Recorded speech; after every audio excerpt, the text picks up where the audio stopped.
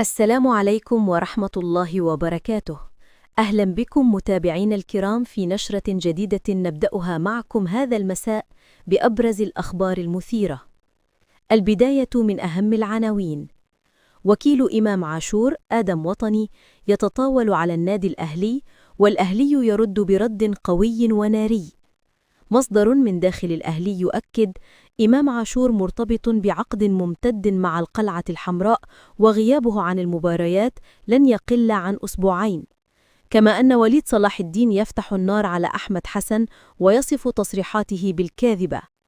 وفي البداية لا تنسوا دعمنا بالضغط على زر الإعجاب والاشتراك في القناة ليصلكم كل جديد. نبدأ تفاصيل الأخبار. فقد خرج مصدر داخل النادي الأهلي ليرد على تصريحات آدم وطني وكيل أعمال إمام عاشور لاعب الفريق الأول لكرة القدم بالنادي الأهلي، حيث قال وطني في تصريحاته: لا أهتم بقرارات الأهلي ضدي.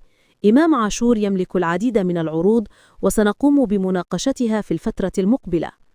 وأضاف وطني أن الكثير من الأندية ترغب في التعاقد مع إمام عاشور، مؤكدا أنه يستطيع جلب 20 عرضا للاعب، لكن الأهم هو المشروع المناسب لمستقبله.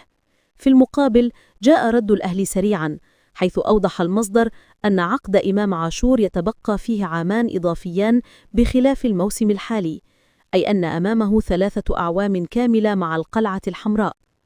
وأشار المصدر إلى أن لجنة الكرة في النادي قررت عدم فتح ملف تمديد عقد إمام عاشور حالياً، مؤكداً أن ملف تعديل العقود مغلق في الوقت الحالي بسبب سوء نتائج الفريق. على صعيد آخر، واصل آدم وطني انتقاداته لإدارة الأهلي، مؤكداً أن بعض قرارات النادي لا تراعي طموحات اللاعبين الكبار. وقال وطني في تصريحات إذاعية إن إمام عاشور يعد الأفضل حالياً في مصر وإفريقيا، ويستحق معاملة تليق بقيمته الكبيرة. كما شدد على أن عودته من أوروبا لم تكن بسبب الفشل كما يروج البعض، وإنما جاءت لظروف خاصة ومحددة. وأضاف أن الأهلي في بعض الأحيان يقف عائقاً أمام انتقال نجومه إلى أندية أخرى، واعتبر ذلك عدم احترام لأحلام اللاعبين وحقوقهم. لكنه في نفس الوقت أكد أنه يسعى دائماً لحياة احترافية أفضل لعملائه دون الإضرار بمصلحة النادي.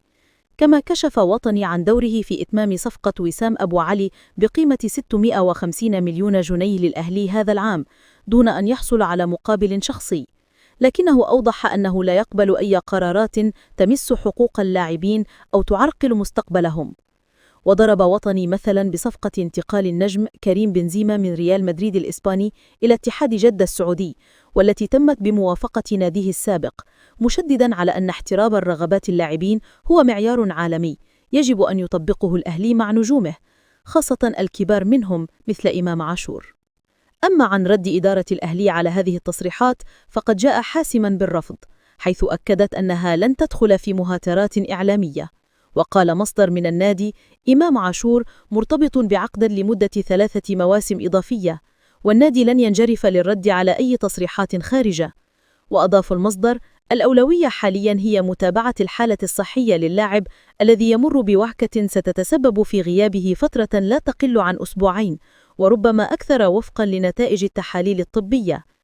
لكن المصدر الصحي داخل الفريق طمأن الجماهير، مؤكدا أن إمام عاشور سيكون جاهزا للعودة في مباراة القمة أمام الزمالك يوم 29 من سبتمبر الجاري، بينما يبقى ملف العقود مغلقا بسبب ظروف ونتائج الفريق الحالية. وفي خبر آخر، وليد صلاح الدين يفتح النار على أحمد حسن ويصفه بالكاذبة. فقد كشف وليد صلاح الدين حقيقة الأنباء التي تم تداولها عبر صفحة أحمد حسن بشأن طلب أحمد سيد زيزو لاعب الأهلي السفر للخارج من أجل التأهيل بعد إصابته في مباراة أنبي. وقال وليد صلاح الدين عبر تصريحات رسمية على موقع الأهلي: ما كتبه أحمد حسن غير صحيح تماما. أحمد سيد زيزو لم يطلب السفر للخارج من الأساس للتأهيل بعد إصابته، وكل ما تردد إعلاميا في هذا الشأن عار تماما من الصحة. وأكد وليد أن هذه الأخبار لم تحدث لا من قريب ولا من بعيد، مشيرا إلى أن أحمد حسن اعتاد نشر أخبار غير دقيقة وغالبا ما تكون ضد النادي الأهلي. وختم وليد صلاح الدين حديثه قائلا: نتمنى التوفيق دائما للنادي الأهلي وللاعبيه، وأن يتجاوز الفريق هذه المرحلة بنجاح. وبهذا نكون قد استعرضنا معكم أبرز الأخبار والتفاصيل. لو عجبك الفيديو دوس لايك واشترك وفعل الجرس. صوت الترند دائما يوصل لك الصورة كاملة.